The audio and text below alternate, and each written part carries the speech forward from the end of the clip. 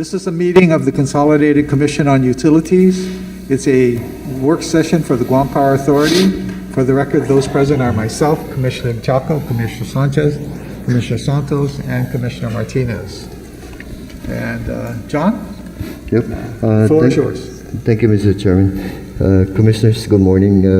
My apologies for being delayed. Had a meeting conference call with US EPA and working on the power plant. So, but again, before you today, we have two resolutions that we will be asking your decision on next Tuesday. The first item is FY 2022-04, which is authorizing us to award the contract for bulk supply of ultra-low sulfur diesel. And again, this ultra-low sulfur diesel is actually going to be the supply for the PD 8 and 9. Which is again going to be converted to ultra low sulfur diesel no later than July of next year. So again, this is all part of the previous plan that was brought to you. We went through yourself for approval of the issue itself, and then going out for bid. And this is the result of the bid. We had three bidders.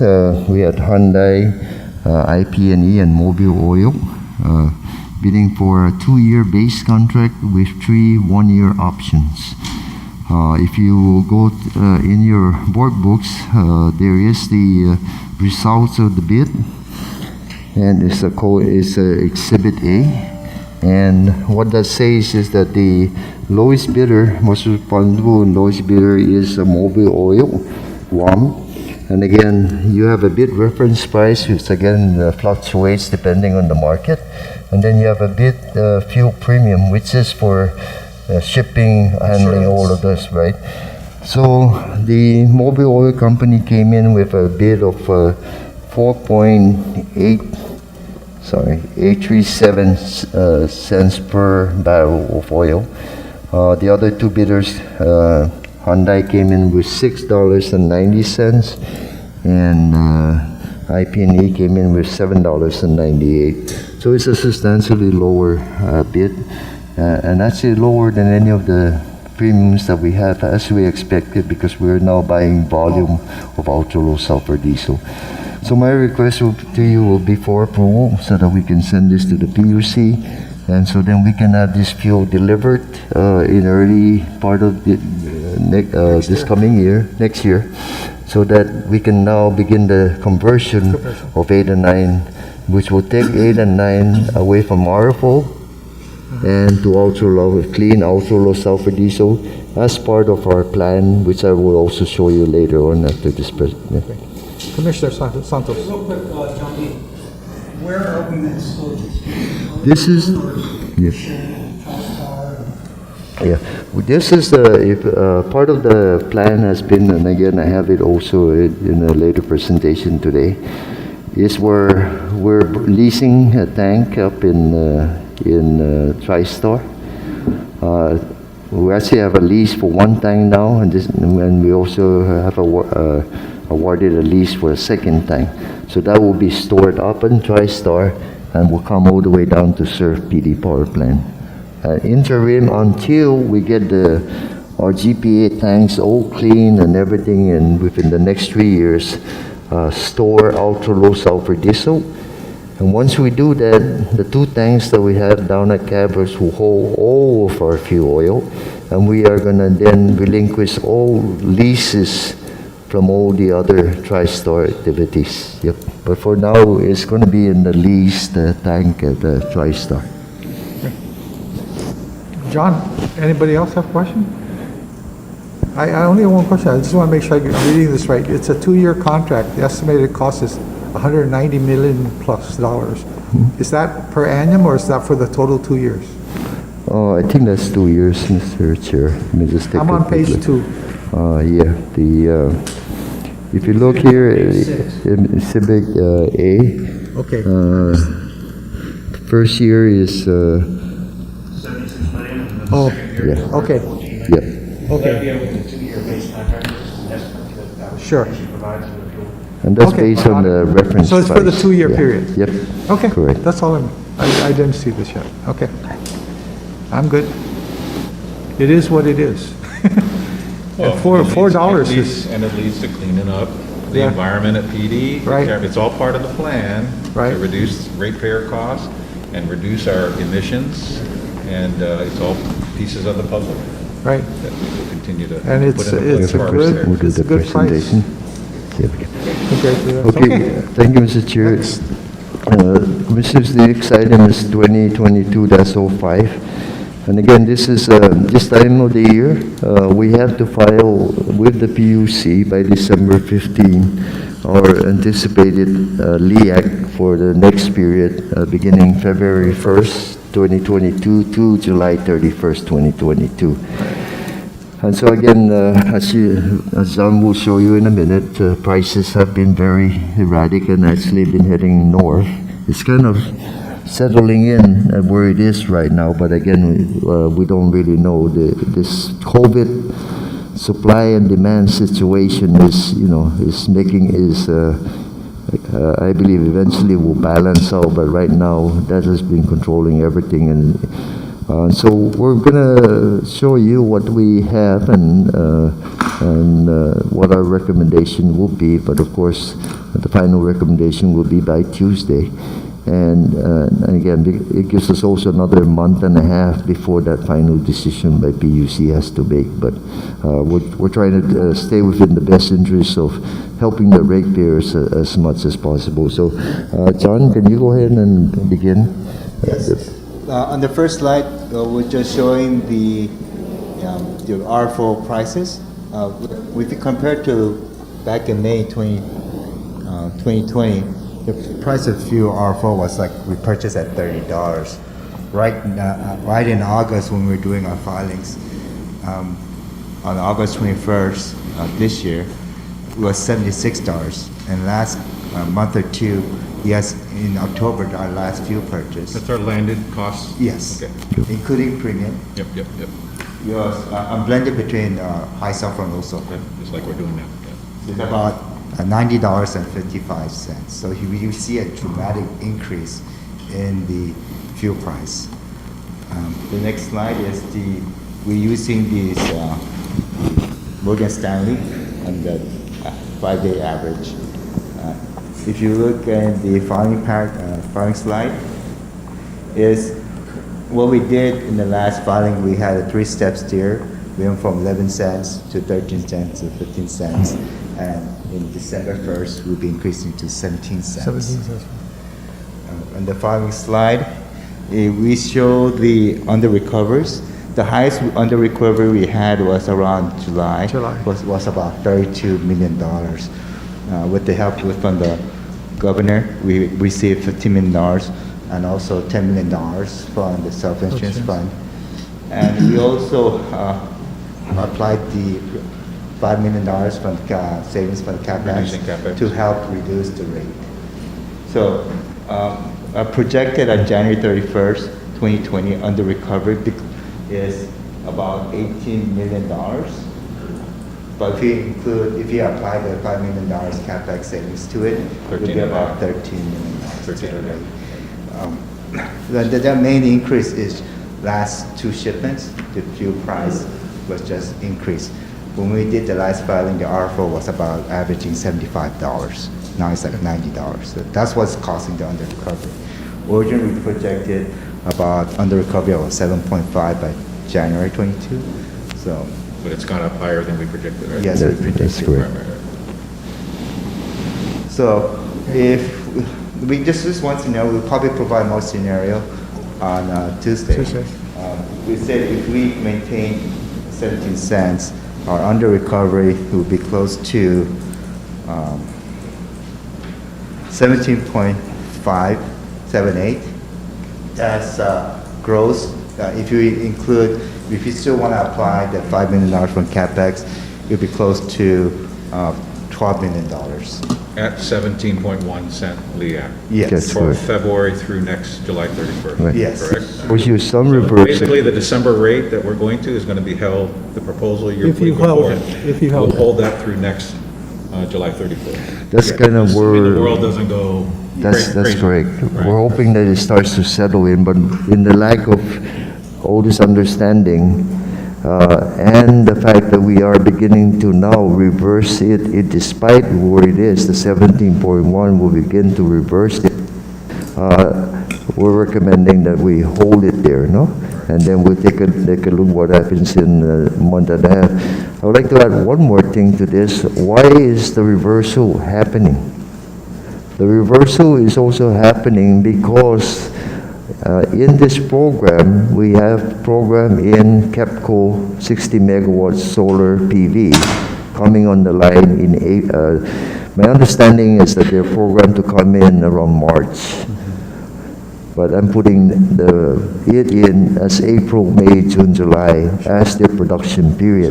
So Based on that, and the combination of the 17, we're seeing now a recovery, which again, I think that plan is providing savings of about 1.1 million or more a month.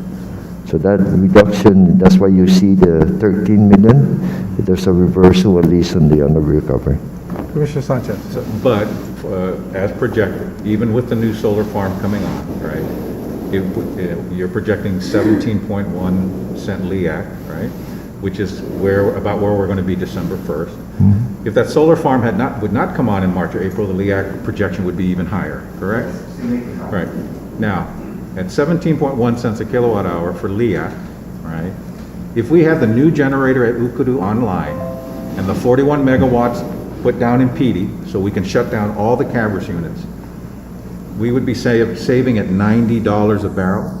We'd be saving ratepayers $90 million a year in fuel costs if we're allowed to complete the Ukudu project, the relocation of the 41 megawatts to PD, and the refinancing of although the refinancing is base rate, just on the LEAC, the LEAC would be, as you've projected when you present it to PD and you've presented to us, with the new power plant and the solar farms that are coming online that are already contracted, the LEAC would be 10 cents, 9 to 10 cents a kilowatt hour, correct? It'd be about, versus 17 cents a kilowatt hour. That's right? correct. With all the utility scale solar coming in. And Phase 2 And and most 3. importantly, that new And And the generator. The Yes, new yes. generator is the key. It's everybody together. But the new generator is the key to getting to 25% Right. renewable. It's the key to getting to 50% renewable. It's the key to getting to 100% renewable. And that new generator that is already contracted, we have found another way to save ratepayer money by relocating 41 megawatts down to PD, which will allow us to retire the remaining, what do we got, 120 megawatts of dirty old Cabras fuel inefficient generators that create that plume in the air that everyone can see from Agate to Jigo, right? This new power plant eliminates 99.4% of the SO2 emissions and brings us into full compliance with the Clean Air Act. correct. And it relieves PD. PD has been the baseload generator capital of our island for 50 plus years, enduring the environmental challenges and all the employees that work down there, our employees, the port, the Navy. This new generator will reduce noxious emissions by 99%. US EPA endorses the construction of this new generator, correct? Mm-hmm. So besides cleaning the environment, we're now looking at a LEAC without this new generator at 17 cents a kilowatt hour. When that new generator is in place, correct me if I'm wrong, John, your estimate as presented to us and recently to Mayor Ali and the PD resident is about 10 cents a kilowatt hour. That's why we're pursuing this new generator. Correct. To clean up our environment and to reduce ratepayer costs at $90 a barrel, at million barrels a year. $90 million would be going back to ratepayers' pockets if we could, when we complete this generator. And we need the legislature's help on 2 bills that we can't even get a hearing on, so that they can hear this savings for ratepayers and help us. The legislature can help us reduce power bills. The legislature can help us reduce air emissions by allowing these 2 bills to be heard. One's a refinancing bill, right? Gov Guam is just refinanced for interest savings. What's the debt service savings? It's a $15 million a year in debt service savings in the early years. What's the net present value? 14 million? 12 million? 14 million in net present value saving. Every day we don't refinance, we are throwing away ratepayer money to interest. We've done it for GovGuam, we've done it for the airport, we want to do it for Guam Power Authority ratepayers, but we can't even get a hearing on the bill to refinance, correct? You've written the chairman of the committee, you've written senators. So far, no hearing has been scheduled. There was a hearing for a slaughterhouse, I believe, but no hearing for a bill, two bills that would reduce ratepayer power bills and clean up our environment. Do I have that right? Instead of 17 cents, we'd be paying 10 cents when we complete the Ukudu power plant and relocate the 41 megs down to PD. Correct, and that 10 cents if we get down to like 85, which is the normal, typical price. Now we're at 90. But even at $100 a barrel, which is more where we're at, you're looking at around 11 cents, no? Versus the 17. Right. Yeah. So but it still produces about a 20% reduction in power bill. Correct. That's where we're going with the new power plant Right. and its ability to interact with the additional utility scale solar and the rooftop solar that we have. Correct. Right? That's the whole big picture that we're ready to implement. We just need the help from the legislature on two pieces of legislation. One that they've done for other government entities, refinance for lower interest rate savings, right? And one in which, by allowing us to put a small set of generation down in PD that doesn't run 24/7 base load like Cabris does now and all the other units around Cabris. This is a part-time generator for backup, for maintenance, right? To put that down there would help fill in this puzzle of how do you reduce power bills for ratepayers and how do you clean up the environment so we comply with the Clean Air Act. We are on the doorstep of doing that. And all we're asking is if the legislature would help us with two pieces of legislation to refinance expensive debt to cheaper debt, save $14 million for ratepayers in net present value, $15 million a year in debt service for the first 7, 8, 10 years. That's $1 million. Every month we lose on the refi, we're losing $1.2 million of ratepayer money. We're throwing it away. We're just paying for higher interest unnecessarily. That's why I'm very concerned that we're not getting the cooperation of the chairman of our oversight committee. And we need the body's help to help us save money for ratepayers, to help us clean the environment for the village of Petey and for the entire island. We are on the doorstep of doing that. This is a perfect example of why we want to do this. Because of our utilization of Cabris and its inefficient use of fuel, we have to burn more fuel than when the new generator, which will reduce our consumption by 1 million barrels a year, 55 million gallons a year, more or less. And at 90 to 100 bucks a barrel, that's $90 to $100 million that we now have to pass on to ratepayers that we wouldn't have to pass on to ratepayers when the new generator is in place, right? That's what you and your team have been working on since 2008 to find a cheaper way to do it. And we're on that doorstep. And you're now showing us what happens with the inaction of not allowing GPA and the professionals and a plan endorsed by US EPA, a plan endorsed by the independent PUC, a plan endorsed by the elected ratepayer representatives, CCU, a plan developed by the professionals at GPA. All of those which will reduce savings, reduce the power bill for ratepayers 20%. In just a few years and get out of this nightmare, begin to get out of this nightmare of dealing with oil and what happens at the gas stations and what's happening with the power bill. All of that is in place. We just need the help of the oversight chairman, Senator Rogel, to conduct a hearing. You don't have to vote for the bills. You can oppose it, but let his other 14 colleagues see if they want to help reduce the power bill. See if there's other senators that want to help reduce the power bill. See if there's other senators that want to reduce the air pollution at PD and bring us into compliance with the Clean Air Act. Those senators also have a right to hear the bill. The public has a right to hear this bill so that the legislature can decide if they want to help lower power bills or not, right?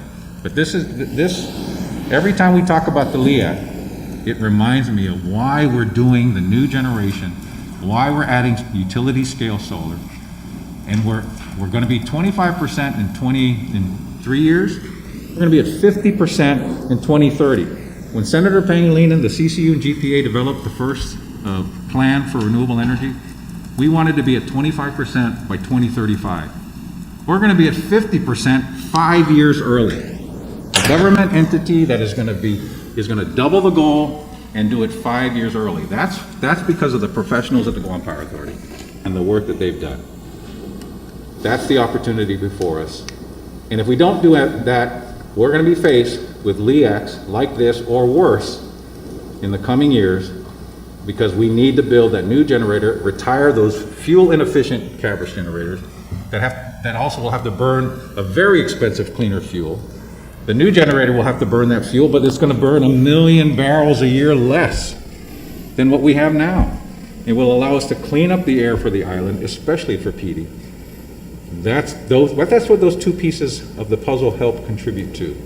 And without them, we're gonna be faced with this same problem, correct? Correct. The combination, the new plan plus the renewables gives us that. Yep. So we have our work cut out with. We hope Yep. the legislature and our oversight chairman will work with us to reduce power bills and to reduce air emissions and to comply with the consent decree, to avoid fines from US EPA, to avoid the federal court from imposing on us what we already know we should be doing. We don't need a federal court to tell us to do that. Our own homegrown talent is saying this is the way to lower power bills. This is the way to clean the environment. We just need the help of the legislature and the governor. And I'm sure the governor will support it. She supported all the refinancings of all the other agencies. The legislature has supported refinancings of the other agencies. Why is Senator Rajel opposed to refinancing for savings for GPA ratepayers? Doesn't make any sense, right? So anyway, thanks for allowing me to understand the impact of the LEAC and the impact that is going to be sustained if we don't get some help from the Guam legislature, and particularly Oversight Chairman Rajel. Thank you, Mr. Okay, Chairman. okay. Just one Go ahead, question. Commissioner So, Martinez. I like his presentation, too, Simon. So from 17 cents that we're going to be coming up in December or January. Well, December, it's already approved. Yes. We now are petitioning for To next leave it. February 1 through next August. Yes. But right now, the projection is still to Yeah. keep it at 17. Sure. And cut back on CIPs, take advantage of, we already took advantage of the governor's money, right? Yes. Right, okay. So So- with the presentation today of showing that if everything works out like Simon was explaining, we'll be down to about 10 cents. That's correct, and that'll be the next presentation because it will bring it down there. And most importantly, now you're gonna stay around that area. You're not gonna be seeing this, you know. So we're putting a plan together, and again, there's two presentations today for yourself. One is to show you the overall result of what all the actions being taken, no? And secondly, to unveil initially to yourselves the plan towards heading towards 50% renewables, so again, will keep the prices down, less impact from fuel oil. So again, my question would be, what would that be, the saving of a ratepayer? In other words, if I was paying, comes January, $100, by the time we hit that 10 cents, we'll be down, what, 40% savings? that's around that 20 to 30 some percent on the total bill. Yeah. about 60, can move between But at least of the bill. it's headed toward that amount Yep. of savings, so. Fuel is the biggest part of the bill. We want to reduce our use of fuel with a better generator and more renewable energy. And then when we head to renewable, our contracts are no more than 1% escalator. So is that based, so the half of the fuel we're consuming now, that means whenever anything happens, only 50% is affected, not the 100 or 90, 97% today. So that starts to make it sustainable, and I believe you bring it down to an affordable rate, and if it's sustained, we're really going to have a good Benefit for the ratepayers. benefit for the ratepayer and happy ratepayers, no? And the new generator allows, I believe the IRP will confirm, we want to go to 300 megawatts of solar in the next 9 years. But we need that new generator. Otherwise, you can't do it. Yep. And when we go to that level, as John just pointed out, the savings for ratepayers is even greater, right? As And- we add more solar. But you can't add solar with the old Cabrous generators. You can only add it with the new generator. Okay. Any other questions, comments? And again, we can do different scenarios for yourself, but unless anything else, that's kind of what would be a recommendation for Tuesday, no? No, John, I think your proposal to keep the 17 cents, what starts in December 1st, for the next LEAC period is a good proposal. We still run a negative register, about 12 or something. Yeah, we're still going to have an under recovery, but it's a manageable under recovery. What And we have it's to reversing. continue to remind the ratepayers is under recovery is tolerable, but to a certain degree. When it gets to be so big, then we have problems in terms of cash and keeping everything else supplied. So, that's why I think this is a good plan. Commissioner Machado? Thank you, Mr. Chair. So, JB, the 5 million in capex that we will be foregoing, what have we identified as what we're taking off the? Oh, I don't have that with me, Commissioner, but we can Tuesday. provide you. We can actually, it's just going to come from cash. We deferred. And so if those become a priority, they get reprioritized, no? But we're just There's taking no 5 million. critical items that we're foregoing. No, and at the time we deferred what those were, there were delays and different things which meant we wouldn't be able to spend it. So we have since reprioritized again, for fiscal year 22 and 23. So whatever we didn't do ends up into the cash part until we This is can. the internally financed CIPs. Yeah, That's internally. We can vary them. Yeah, internally, not any of the But bonds. it is earmarked as capex, right? So you have a plan as to how you're going to spend that money for capital improvements, right? So the only question I had was, is there anything critical that you're foregoing in order to apply to the act? Not in that 5 million, yes. Commissioner And then, Mr. Sanchez? Chairman, John, so when you bring this back to us on Tuesday for final approval, can you also show what the rate would be for ratepayers if the entire IRP new plant would be put in? And what we would look like in 2025 when the new plan is approved, if it's approved, with the relocation of PD?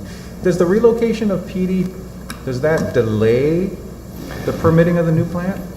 And therefore delay the savings to ratepayers? It's a challenge, because of course the owner, the financier and everything, they want to package this deal and move on. So trying to separate the two has been a challenge, and so it's a headache for us even in that And respect. it could lead to a delay in the project? It could, and we've been fighting back on it, of course, but, And it a delay is- in the project delays savings to ratepayers. Of course, A delay in the refinancing to cheaper interest delays savings to ratepayers, right? of course. So inaction on these bills is delaying savings to ratepayers. That's our concern. That's why Correct. we're all concerned. Correct. Okay. But So on Tuesday, please show us that, what if this was 2025, Yep. with the new generator in place, with the 41 megawatts relocated to PD, and the solar farms that are already contracted online, what would, if we were 3 years ahead of time, what would the LEAC look like? Yeah, we can make that comparison. What would the bill look like for our ratepayers, right? We'll do it in a separate page, show So you you can this do a and that. comparison, Yeah. now, future. Yep. Where we are, Yep. where we're going, hopefully with the help of the Guam legislature and the government, right? Yep, we can do that. I do have some rough calculations for you. The overall bill for 1,000 kilowatts, between rough range went down to around 11 cents. Right. That'd be a 6 cents drop, roughly a 35% drop in the LEAC. And on the overall bill, it would drop to around 207.52, which would be a 23% decrease in the overall bill. Okay, so good, so and for the record, We'll do that. council's done a great Okay. job, let's put it on the record formally, but it's what we've been saying all morning. It's about a 20 to 25% drop in the power bill when that new power plant is online, those 41 megawatts are relocated, and the solar farms that are already contracted are brought online. That's what I understand has been the scenario this team's been working on since 2008, and it's what you presented to PD and the residents of PD and the good mayor on Tuesday night. This is the big picture that we're working on to reduce power bills and clean the environment. Now you've shown us about 20-25% grant. So let's see that on Tuesday officially, so we can show our ratepayers what they would be paying with the new power bill, the new power plant, and the solar, and what they're paying now, and where we need the help of the legislature to help us bring those savings to ratepayers. Okay. The only other thing, John, that I would add into what Commissioner Sanchez wants is the fact that you're talking about your phase 1, phase 2, phase 3, right? And just indicate that in the future, there's going to be more utility scale renewable, so that we don't lose that part, okay? Okay, thank you. Will do, Mr. Chair. Okay, moving right along. Thank you, Mr. Chair. I'd like to move to issues for discussion, if you or the others. And again, I'd like to just take a few minutes to highlight again this compliance plan and what it means and where this discussion is on the lower rates. Okay. And again, because some of the commissioners have seen this, I've presented this to the PUC in the last, because they had requested for this. Sure. I presented it in the PD Mayor's Council meeting and our request to them, and then and now when I quickly do that for you, the rest of the commissioners and those that have not seen it. No? Okay. So again, Which page of board This is a roadmap to clean 158. energy, reliable and discussion. resilient and affordable energy again. We really, it requires a whole,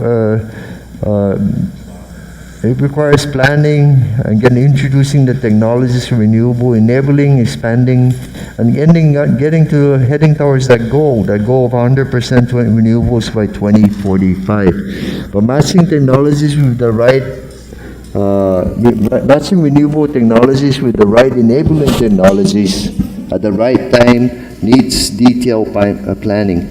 So again, we've done this planning for the consent decree and meeting and getting to 2025. And then after this, we'll present to you the IRP, which is doing the planning for the next 10 to 20 years moving forward to get to the mandates, no? And it's critical to making things happen. Otherwise, we end up with a lot of other, not an inefficient way. I will show you that really by 2025, we'll be at 25% renewables, as we had noted. There'll be a reduction of about 1.2 million barrels of oil, 49 million gallons of fuel that is imported on the island as a result of the new power plant and the renewables coming on. We'll be in compliance with US EPA consent decree, plus also the air will be clean. It'll be clean as much as 1,859 times what it is today. The emission of sulfur dioxide will be only less than 1% of what it is today. And then, again, don't forget, we're saving water from the aquifer. We're using the wastewater treatment. The sewer water coming out usually goes out to sea up in the northern Tengisan area. We're going to use that to cool the power plant instead of pulling from the aquifer. Again, very environmentally friendly. And here's where the LEAC at $100 a barrel is 11.62. At typical $85 a barrel is down to about 10 cents. No? 10 cents on the LEAC brings us to really an affordable range for everyone. Next. So again, how are we getting there? Of course, there's been issues about the power plant, and this is nothing new. This was in 2019 when we asked the PUC to approve the contract. And this is from the administrative law judge Hareki. We have very serious long-term consequences if it wasn't approved. It said the contract is adequate to protect GPA and the ratepayers. He said you can't have a system based only on renewables because renewable power sources aren't yet reliable enough to supply consistent power. He also said there was not a single solar proposal to GPA. The PUC asked us to revise the specifications to be generic, allow for any other type of technology, agnostic, to provide any other technology, and no one came in. So again, these are the main key, and I just wanted to bring us back to 2019, no? Sure. So again, so this is way beyond us already. We're moving forward, no? We plan to achieve the goal. Next. So again, that's just for comparison, it's still utility scale solars are still the cheapest, no? And of course, the rooftops are the least cheapest actually, and there's some intermediate. But again, as we move forward in our renewables plan, we will get more and more of these scenarios and see how it's going to be a combination of different things that get us there. But the utility scale, there's still as much as we can get. It provides us the least cost. No, next.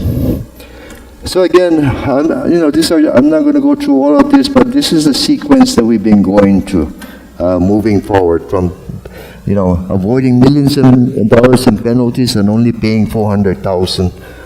To today, again, where are we heading? We're looking to convert PD power plant to ultra-low sulfur diesel by July of this coming year, which were in the works. You already awarded the conversion. Now you're awarding today the fuel. So I think, we're moving forward in everything we have said. And again, by 2023, another 100 megawatts, and by April 2024, complete the new power plant, and by October, because we need a few months to burn out all the rest of the fuel, and then we retire Cabras 1 and 2. Next. So again, as moving, this note is showing you that we are working. In the meantime, by the end of next year, we're going to be burning 0.2% sulfur down at Cabras. To meet, we can only, and that's going to clean that 10 times more than what it is today. And stuff. Again, all of these costs are something to clean the environment as we get to where we need to get 2025. Next. So, it's just something you switch from one tank to the other. As you have seen, a question from Commissioner Santos is how are we going to supply the diesel and where it's from? Eh? Well, let me start with RFO. We are leasing about 5 tanks from TriStar for heavy oil or high sulfur. And we bring it down here now and all the way to PD and Cabras. These 2 tanks is our tanks. One of it is under rehabilitation, being clean, and that's the one that we're going to put the 0.2% sulfur to supply Cabras power plant.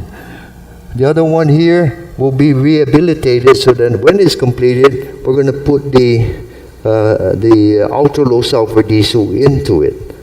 Okay? But in the meantime, next. Again, backing off, we're going to go from 3 fuel first to 5 fuels by adding ultra-low sulfur diesel and 0.2% sulfur. Going back between January 2023 to October to 3 fuel, which is only 0.2%, the cleanest RFO we can get. And ultra-low sulfur diesel at the other power plants, and we have to bring in the special fuel, which is for the new power plant, which everyone can burn, but only Okudu needs that. And then we're going to end up in October 2024 with 1 fuel on the island. No, so then all this confusing bits and everything, we shouldn't have any problem with 1 fuel at the end, no? And I'll show you it's also good for us. So next. So again, this is the timeline. We have to really lay it out. When are we going to take a tank out? When are we going to clean the pipelines? When we burn, no? So I won't go through this, but again, it's here for your perusal, no? Next. So here's how we're getting the diesel. Remember, we had 1 tank, 1906, then the commission approved the leasing of 1907. So this is where the diesel that we're buying today is going to go in. And it's going to come all the way from TriStar, all the way and go directly to PD power plant. So in the interim, until we get the main power tanks clean and fuel in 3 or 4 years, within 3 years, this will be the supply to ensure that the PD89 provides us reliable energy. No? Next. So again, what does this all mean? No? So again, I'm going to assume 2023 is similar to today. But actually in 2023, you're looking at Cabras burning the 0.2% sulfur, PD at ultra-low sulfur diesel, and again, more renewables coming on the line with the KEPCO on. you're looking at somewhere around the 16.76, which is the 17 cents or so that you are today. So similarly, this is where we're at. And this is based on $100 a barrel fuel, no? Now, of course, if it goes to $200 a barrel, you know, but I don't see that, right? But again, you know, let's not even have that conversation yet. And that's why we better build a new power plant as soon as possible. So $200 a barrel doesn't impact or kill this community, no? So again, so here we are in 2024. You can see that the new power plant produces for about half a year. And everything else, what happens when the new power plant produces? Cabras and PD backs off, right? The more expensive production goes away. So therefore, your DIAC is going to go to about 13 cents. Then you go to 2024. I'm sorry, that's in 2024, 13 cents. 2025, now you have the Ukudu producing about 100% of the base. Whatever Cabras 1 and 2 and PD was producing, Ukudu is now going to be producing. And PD is only producing 20, it's just a token number for reserve. It's no longer a base load unit. And by doing that, and the additional renewables coming on from Hanwha, no? And so you're looking at about 11.62, at 100 cents a kilowatt hour, and $100 a barrel. If you take it to $85, which is typical, and we're seeing some of that pricing really with our bid today, the noticing with volume, you'll go to 10.4 right here. Then if you go to natural gas, and again, I have to keep mentioning this, although we haven't vetted it out, and it'll be vetted out and everything, but let's get to different step. You potentially can reduce it to 8.8 cents, no? So that will be very later, but again, this is the plan, no? So again, next. So against contracts issue, next, just pass by this one. Mangilo already, again, Mangilo's coming on, like I mentioned, in April. NG is in the Superior Court. You show it in the paper today. The judge will be deciding within the next 120 days, from what my understanding is. I hope the sooner is the better. You know, and we prevail in the OPA's decision, and I believe we will prevail here. No, but I just hope. Next.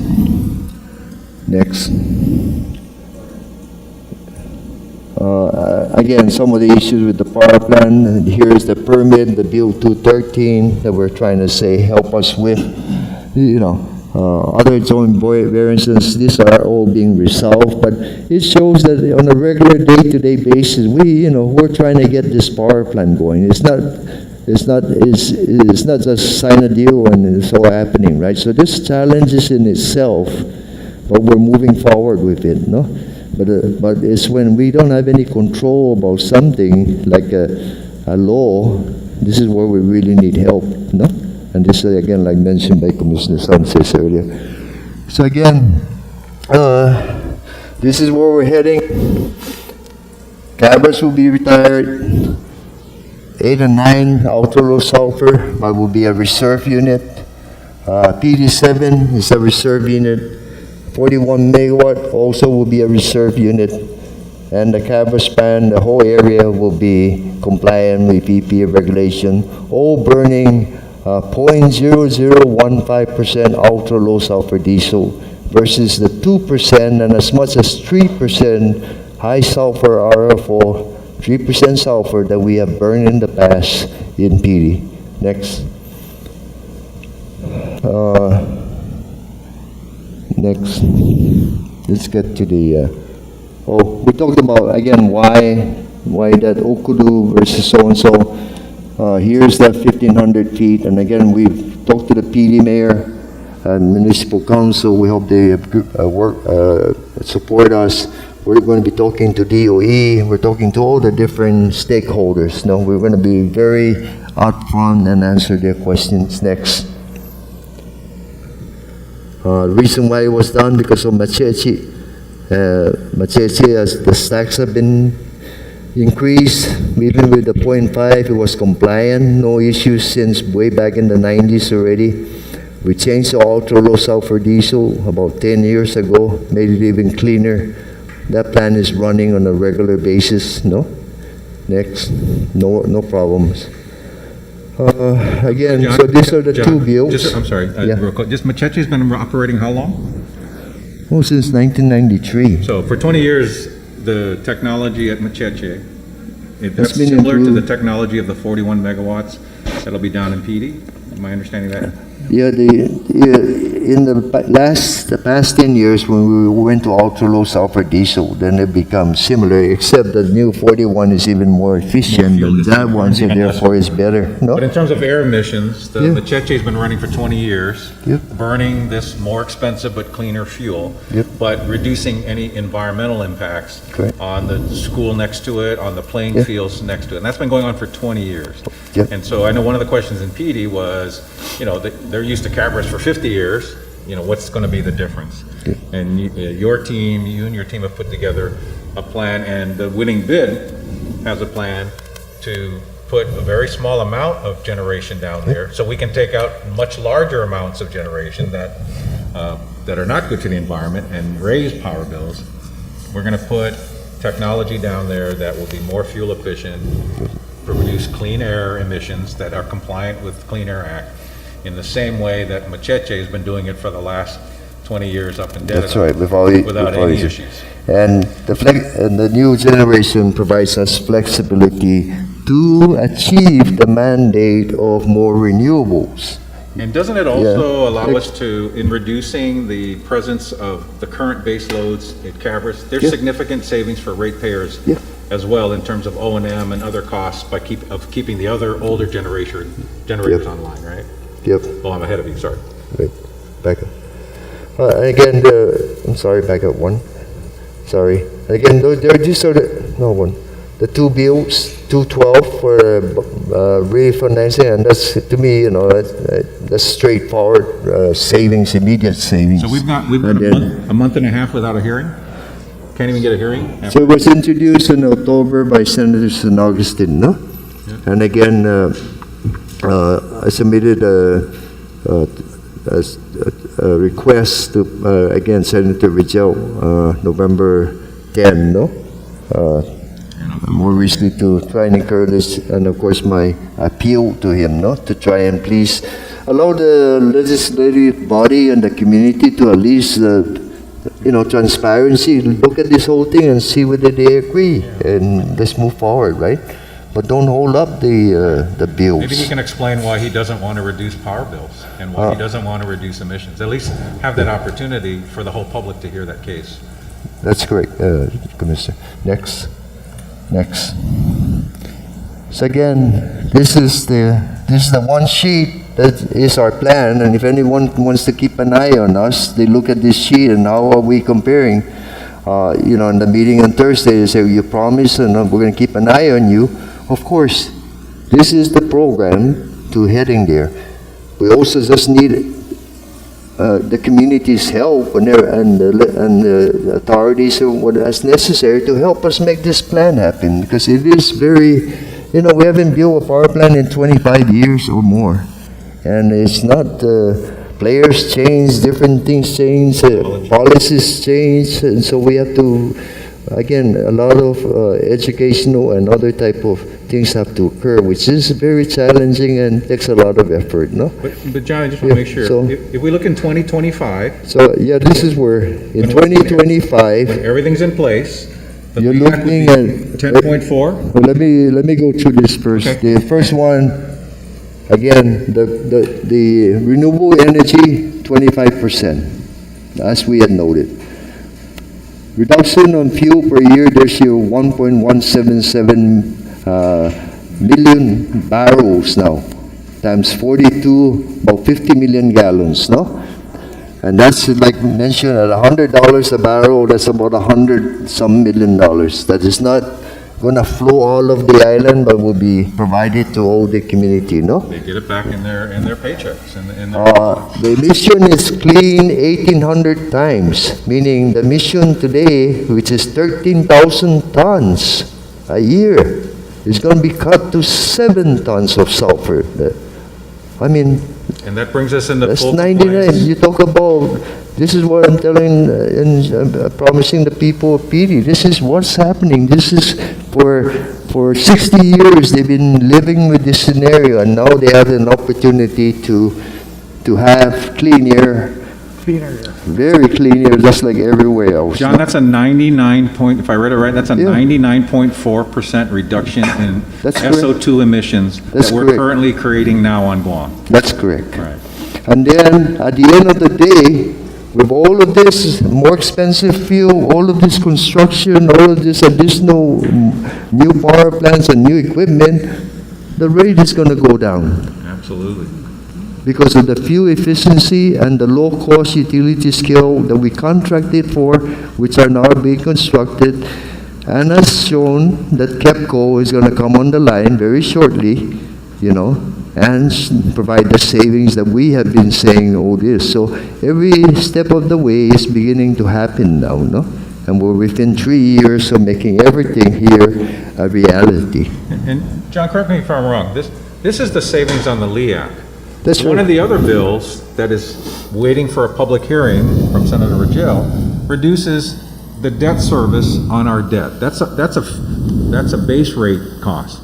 And our base rate hasn't changed for 7, 8, 9 years. Or correct? longer, yeah. Right? 2013. And there was a little bump in 13 and went back down, but it's been fixed for almost 8 years now. So, but this LEAC savings is on the fuel side, but the other bill that we're waiting a hearing on is on the base rate side, and it will save us $1.2 million a year, a month in interest based on lower interest rates now, and $14 million net present value savings for ratepayers. That every day we delay the refinancing of that debt, we are throwing away ratepayer money needlessly by paying higher interest rates. So there's additional savings to that 10.4, correct? In addition to the 10.4 cent LEAC from 17, which you're proposing next Tuesday, there's an additional savings to ratepayers on the base rate side of $15 million a year in debt service. Yeah, well, 14 million in what you're gonna, yeah, the LEAC is gonna be what is, right? And the total savings is gonna be after other expenses and everything, but we're working to keep that base rate where it is, and hopefully with the more sales that are coming on from data centers and other things, then we have an opportunity with, and again, by true reduction of costs, another reduction of costs, begin to chop away in the LEAC, so. Where do you show us the savings from the O&M that occurs when you're allowed to implement? It's in another package, so we use the waterfall, you know. John, 'cause- so maybe even yeah. on Tuesday, just to show, maybe- to show ratepayers, that just says, here's Yeah. your LEAC savings when we implement these plans with the help of the legislature. And here's your savings on debt service and interest payments with the help of the legislature that will be saved. Let's at least show that piece on Tuesday as well, if you don't mind. Yeah, John, can I just clarify, though, that as you save money in some of your O&M costs, debt service, for example, this allows you, without borrowing money, to increase your investment into the transmission distribution system, increase your investment into better service to your customer, without having to borrow more money. That's the thing I think Commissioner Sanchez is looking for. That as you go forward, your current base rate will allow you to do more for the customer in terms of transmission distribution. And it's again also a combination, no, with the payment of the plan and all of those. Remember, we in the beginning we had the waterfall and then the fuel savings, and then how we presented that there'll be a savings to the ratepayers, right? Right. So that's how so we'll have to redo that, update that. That's an we'll try important for part. Just Tuesday. so we can but- show the ratepayers, Yeah. as the chairman is showing, that there's Yeah. two ways we're working to save you money. Yeah. And we need some help from the legislature to help complete that process. And if they don't help us, then we don't save money for ratepayers. So this is the direct. This for sure is like the direct savings you can On the count on. LEAC side, Yeah. 7 cents a kilowatt hour. but some of, you know, You're proposing 17 on Tuesday because of with the Yep. status quo. right, The new reality is we can go down to 10. Yep. And we can also save money on the base rate, so keep Yep. going. well, yeah. Okay, next. I think that's it on this one. And again, you know, here we are, the history of our units. So this is where we're going to end up with, at least by the changes that we're making. Otherwise, you know, you're going to end up with 40-year-old machines. And what happens with that? We can, you know, we've kept machines running for a long time, but then your costs are higher. Then you're going to have obsolescence of parts. You know, they're big challenges, and I don't think we want to go through that anymore, you know. So this is, again, we need to get to where we need to get. Okay, next. I think that's done for that one, and I can get into the next one, which is the integrated resource plan. And is John Cruz on the line? Okay. Okay, there. Can we? 3-minute recess? Yeah, can we get a 3 or 5 minute recess, and we'll just set up and Get a then. recess for, there's 3 of us. Yes. Move to recess for. Motion to We're recess? getting just our technical, Yeah, John Cruz just I online. need John Cruz not able to physically come today, so he's going to be on the line to help me present the integrated resource plan. That's Yeah. recess. Yeah, 3 to 5 minutes, then we can.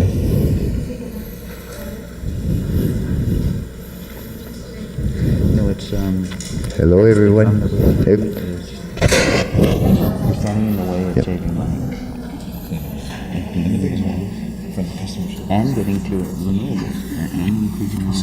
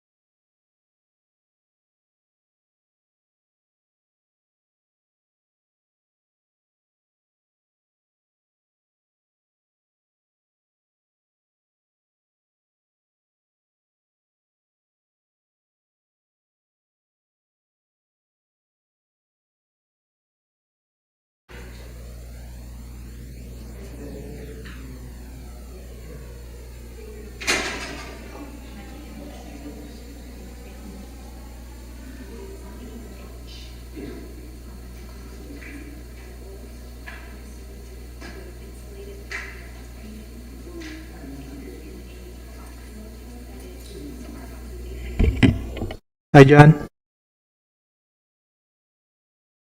Can you hear us?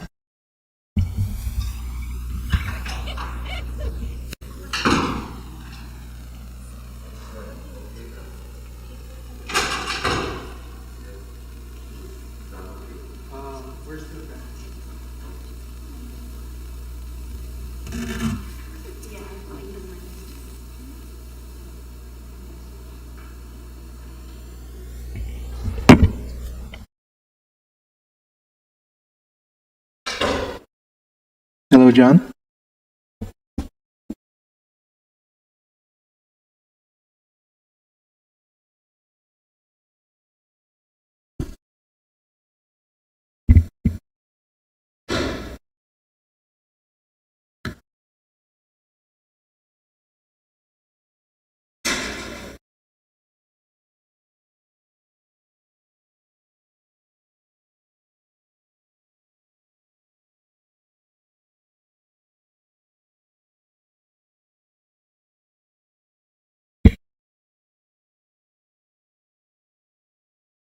Okay, John?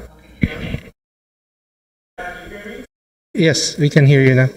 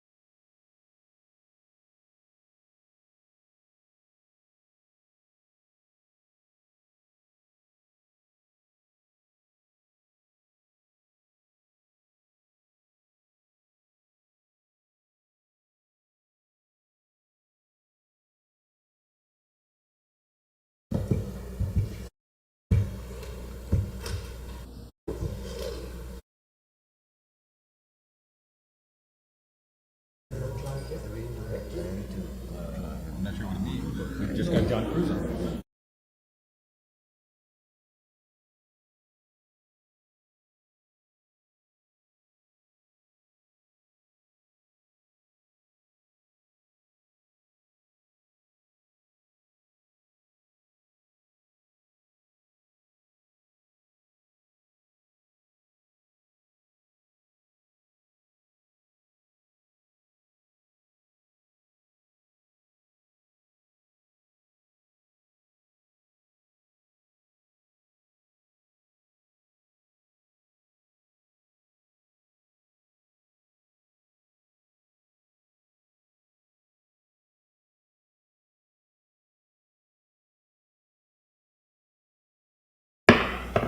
We're back in our open session and our working session meeting.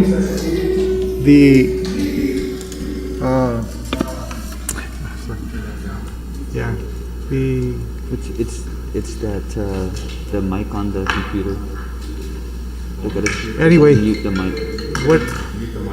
Yeah. No, on the computer. Oh, it's muted already. Maybe? No. Anyway, so now, John B., if you'll present your thoughts on the updates to your integrated resource plan. This is a very big thing, so give us the highlights now, and we'll keep discussing this over time. Go ahead, the floor is yours. Well, let me start off, and first of all, again, Mr. John Cruz, our Assistant General Manager of Engineering and Technical Services. It's on the line with us, is not able to be here. However, again, this is this integrated resource plan that we recorded an update. It's kind of more of an update than what the previous integrated resource plan is. Because, again, we're evaluating what it is in a nutshell is that we're evaluating the need for new generation resources to meet future load growth, address environmental requirements, and optimize costs.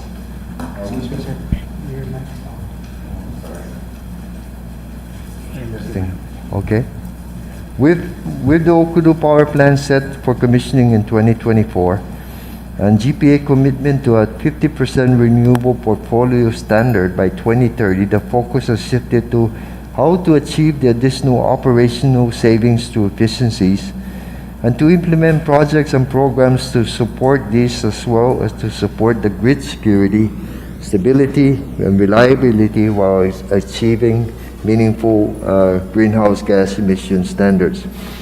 You can just plug in so many 100 megawatts of renewables or so many without the system being upgraded to be able to communicate with each other to match the load versus demand, to make sure that anything happens out there in the system, you automatically isolate it so that we don't have blackouts and anything.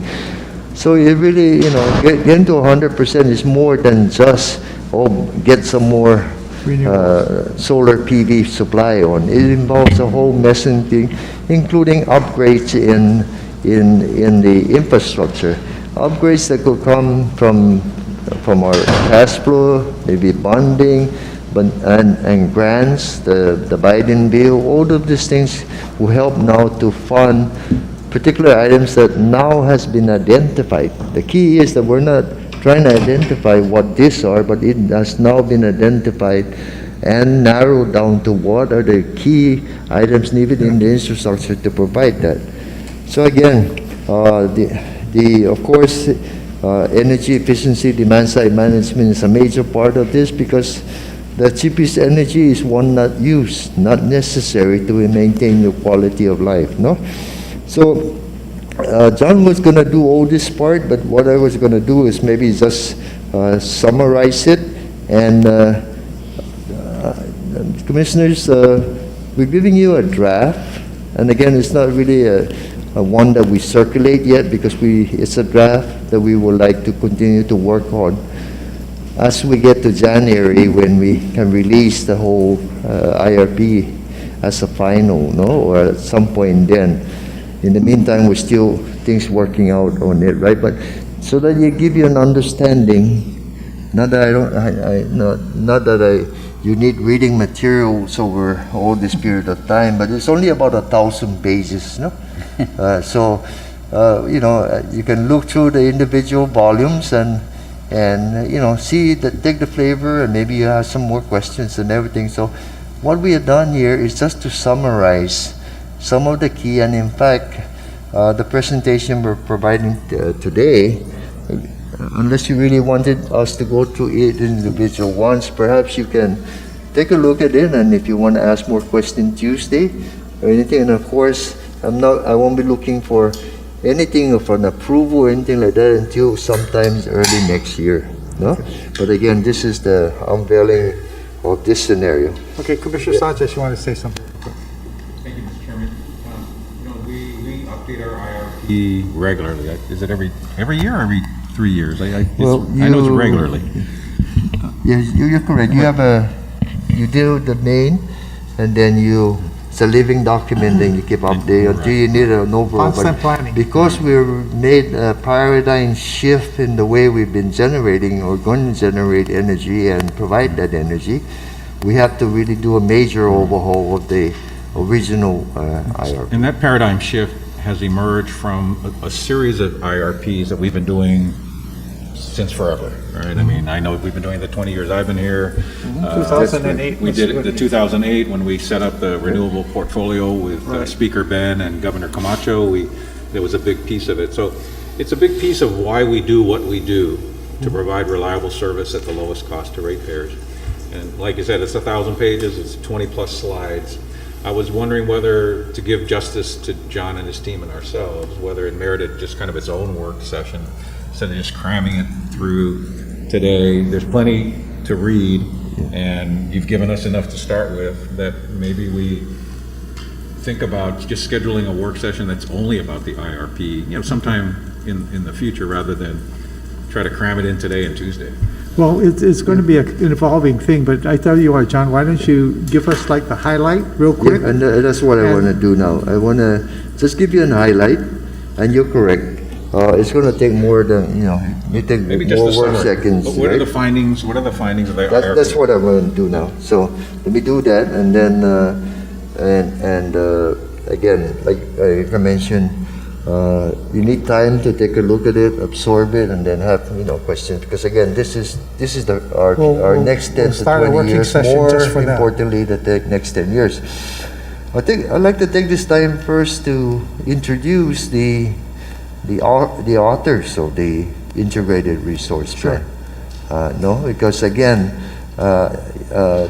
this plan really was put together by our team, no? Yep. And again, with help from some consultants, but this is a plan that our team put together, understanding and knowing the system with years and experience. And again, if you look even at this list, almost all of them are professional engineers in the field within Guam Power Authority that live and breathe this thing over the years. So again, John Cruz is our Assistant General Manager of Engineering and Technical Services, a professional engineer, and he's the overall lead on this project. Next, I'd like to introduce Ms. Jennifer Sablan, our Sports Manager, professional engineer also, Jennifer. And Jennifer is the manages sport with a lot of the employees here work with, no? In addition to keeping the power plant rolling and getting it done and all of that. So, I'd like And to, she's also the solar farms, right? You've been Including very the solar involved farm, yeah. To me, you take the two John's hard work, and you're a key player in actually implementing, and you have a great team, but you're the lead of that team. And I'm so proud of the work that you do on behalf of our people, all of you do, but you're a key player in actually implementing this IRP, and you should be very proud of the work you've done on behalf of your community. they plan it and then they Someone's gotta implement do it. Yep. Next, again, we talk about the different volumes, no? When we talk about volume 2, Paz Thiessen recently got her mechanical engineer. Paz, please stand. Please stand. Has been, the author working in that section, generation expansion. Environmental strategic plan, Roger. He's been here for years, and again, the original plan keeping us to where we're compliant with EPA, telling us when things are be coming up. Again, Roger and Sylvia and the team in PNR. Demand side management, you see all those demand side management reports. I'd like to introduce Francis Iriarte. See you? Francis? Yes. He and his team have been implementing. Less here than before. Yeah. Again, Me too. the Luis Camacho, see you? Luis? No? Part of the team on the medium range distribution is John Roel and some of them could make, and Luis Camacho, again, all professional engineers, no, that work on this thing. Information technology, of course, where would we be without Melvin? Melvin, quite right there. Melvin, that's our team. And again, they have some very key things that have come up as to integration to help us to not only save some money but also be more structured and be more stronger, because it's not like IT personnel or a dime a dozen. I think you better not listen to me. No? A dime a dozen out there, right? But strategic plan. Of course, John took the lead in taking care of strategic plan as always. John, thank you very much. And John is, whether he's home or in or out, he's always working. I know, because Yoda. 1 o'clock in the morning, 2, 3, or 4. He's our Yoda. You You're know Luke that. Skywalker. And again, You're the I like to say John's our Queen Leia. resident genius when it comes to putting all these plans and risk and analysis and all of that together. Electric vehicle roadmap. Again, Jennifer's moving that forward. We're in preparation as more and more brands of electric vehicle come out to the market. We got to be prepared. But until then, it was not as critical. But now we're starting to see that. So now we're moving into that area. Net metering plan, again, John is working on that. There are some reports that the PUC has asked us for. It's still a work in progress. We should hopefully be done by the end of the year and satisfy PUC need. But it's looking at all the, again, I'll just try to summarize it, right? Looking at all the circuits now. There's some circuits that have so many rooftops and are really doing this. The whole system is not doing that, but some circuits are. So again, there's a limitation to some of those, and there, with the limitation, there's ways to mitigate that issue, no? And again, that would happen to is something that is going to come up, and we would address. I don't want to be remiss, and Lorraine Shirihara, is she here? Lorraine? Oh, I'm sorry, Lorraine. How could I miss you? It's with work with John on the strategic plan. John Cruz, no? With this, Lorraine on the strategic plan. Again, Lorraine's also a PE. Working. So, as you can see, the caliber, the personnel that have been here for so long, live and breathe this. If the power goes out, they feel it too. Have When they put pay their bill, they feel it too. has put everything into this plan, and again, which will be vetted and will be adjusted because it's a living document as we move forward.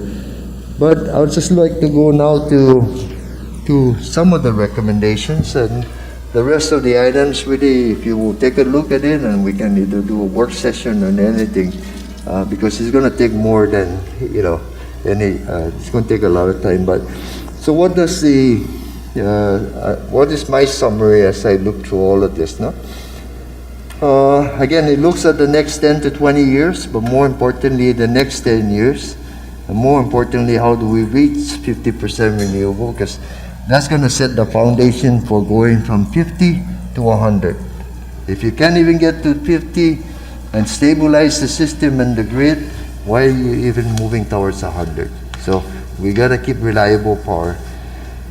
To achieve 50% renewables by 2030, we require, based on the plan, and again could be adjusted as necessary, 300 million kilowatt hours, or about 150 megawatt more capacity by December 31st, 2025.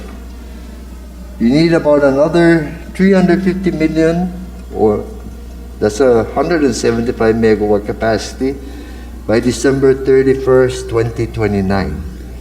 So that's a total of about 325 megawatts of new renewables between now and December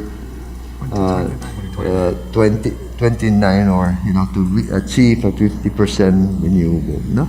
So again, as you can see, it's a challenge ahead, but there's a lot of renewables to be placed and different type of options can be looked at.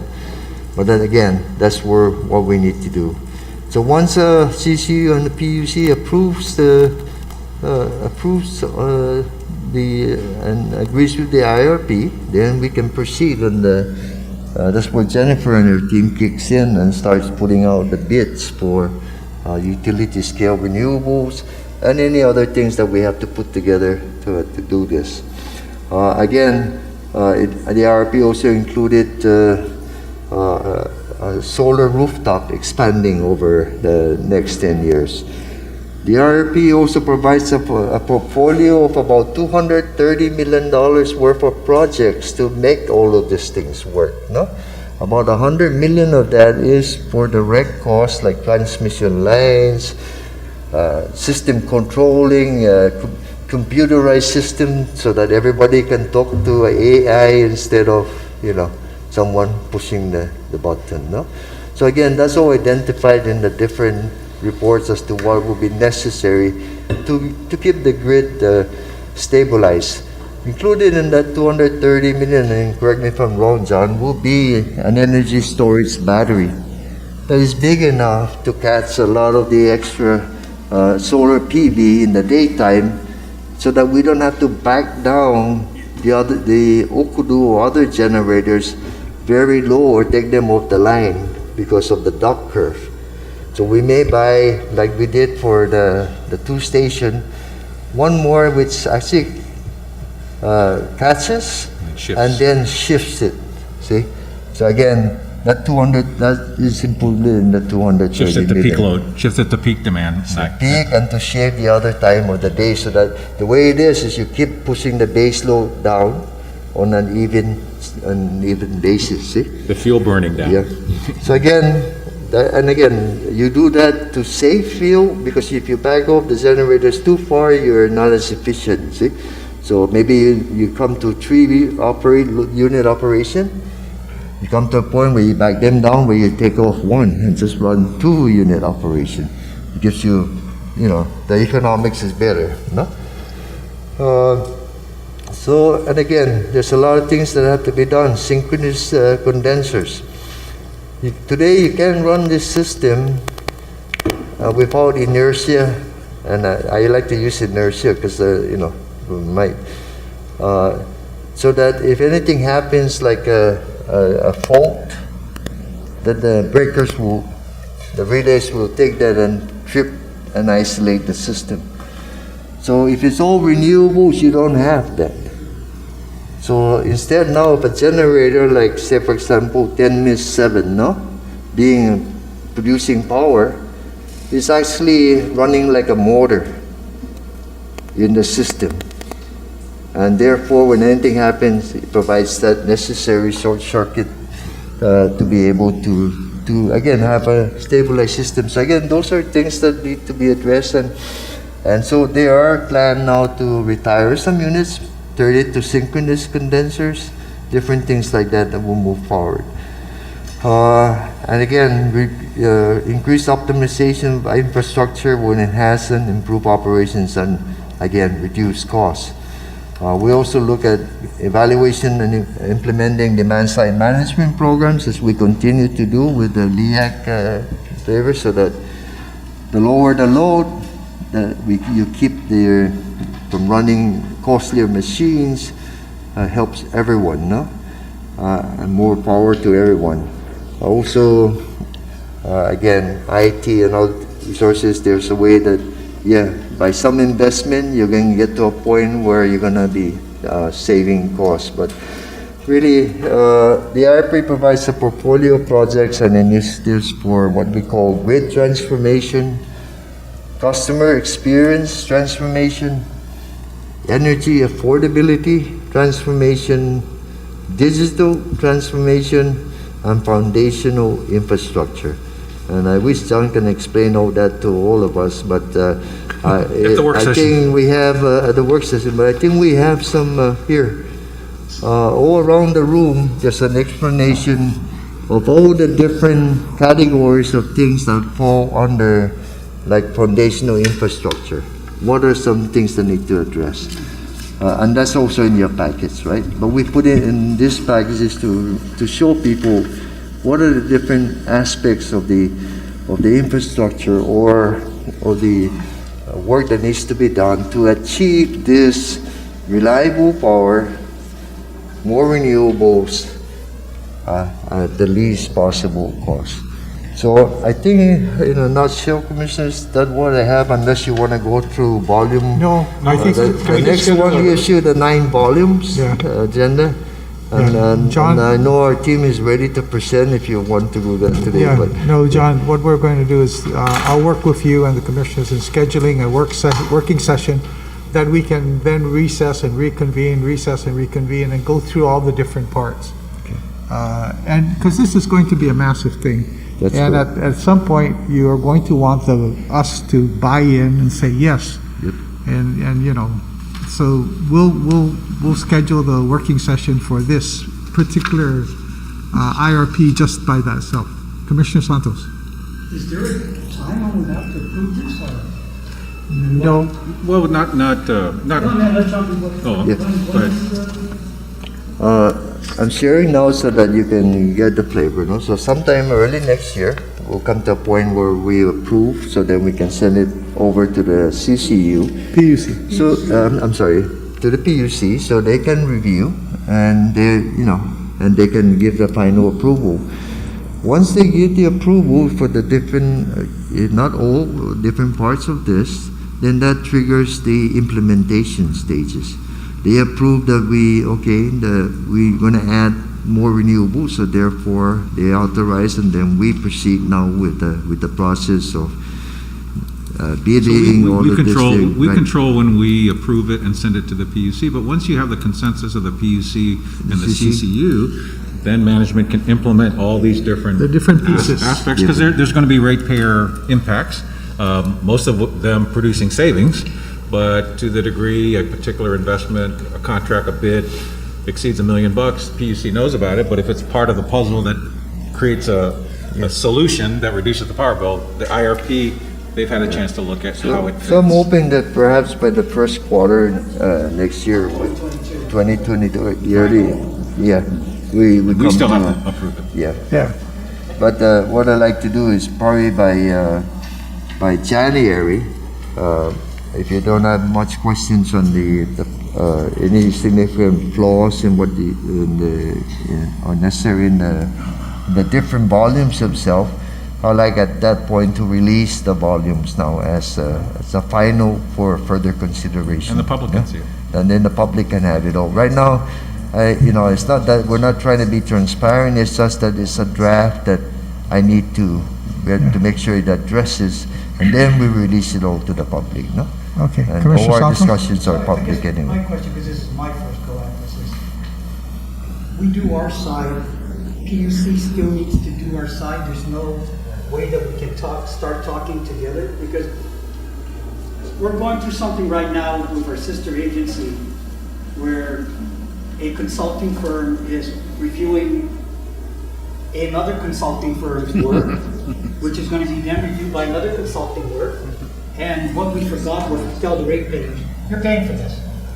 Okay, at the end of the day, you're paying for this. And I'm hoping that that's not the scenario that we're talking about right now, is that John and his team has done his work. It's going to go to the PUC, he's going to hire a consultant on top of another consultant, we're consultant to death right now. We're not progressing, and that's not the goal of this plan, at least I don't see it that way. So I'm hoping that is there a way that Commissioner Santos, if you would like, with the CCU's approval, we can certainly start sharing with the PUC. There is a policy, however, that requires a CCU resolution prior to us making a filing with the PUC. But we can, as we can in the past, we have shared stuff in advance with the PUC so they know what's coming.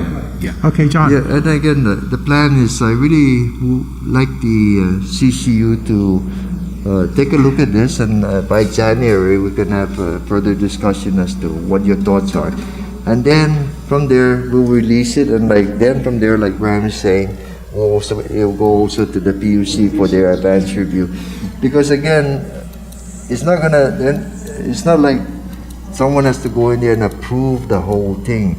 It's which are the key aspects of this that we need to get moving, no?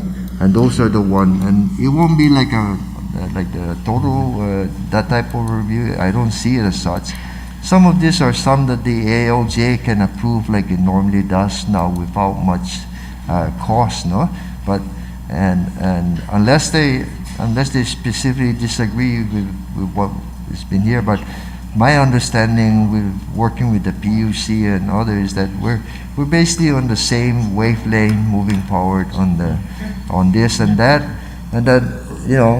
issue. Okay, we're going to go more renewables, then we move forward. We have that process we have to go through again, but I think the first step is if I can get our commissioners to at least look through this, and in January we can take it forward from there. Okay, the thing that's really important is the distinction between the electric utility company and the water and wastewater utility company.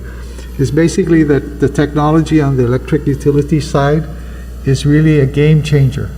It's a real game changer and provides actual ways to save money. The problem with the water and wastewater side is the technology is incremental. It's not disruptive like the electric one. It's incremental, and which means more chemicals, more this, so that it has more of an impact on ratepayer costs. That's what I said earlier, is that as we go forward, the base rate that you have right now is going to change and be able to pay for a lot, over the years, pay for a lot of these improvements. Okay, because, you know, like the debt service and everything, there's a way to pay for this. The impact to the ratepayer is not going to be as bad as the water side. Anyway, Yeah, and I think we have found great success in getting first, GPA develops the plan, then the CCU beats it up and says, okay, we're comfortable with this plan. But because the plan will trigger procurements in the future, those procurements eventually have to flow to the PUC if they cost more than $1 million, Right. like a solar farm, like whatever, right? And so it's good to kind of orient them as to where we're going, so that we don't have to kind of keep telling this whole story that 2 years from now, this piece is about an IRP that we developed 2 years ago that does all these things. So traditionally, it's been better for us to orient them once we've signed off on it, and orient our community and say, this is coming down the road. They will have some cost impacts, but as the end result of those cost impacts is reducing your overall power bill, the net effect of the community is a positive one. But we felt it's more successful to get the PUC at least aware of our latest updated IRP and what will be coming their way as John and his team implement it. And some of those will have to actually get PUC sign off, just like they got to get CCU sign off. Just because we sign off on the IRP in January doesn't mean John doesn't bring us back proposal number 7. It's a living 25. document that It's moves just part of forward. a process, and that's why we try to share that with the PUC as well, so that it smooths out their review as well. okay? Okay. Good. Do you have any other things to do? No, Mr. Chair, the GM report is there, but we can probably do that Tuesday. I mean, if there's any questions Okay, you well, may have, what I do don't. you have, John, you've loaded the GM report? Yeah.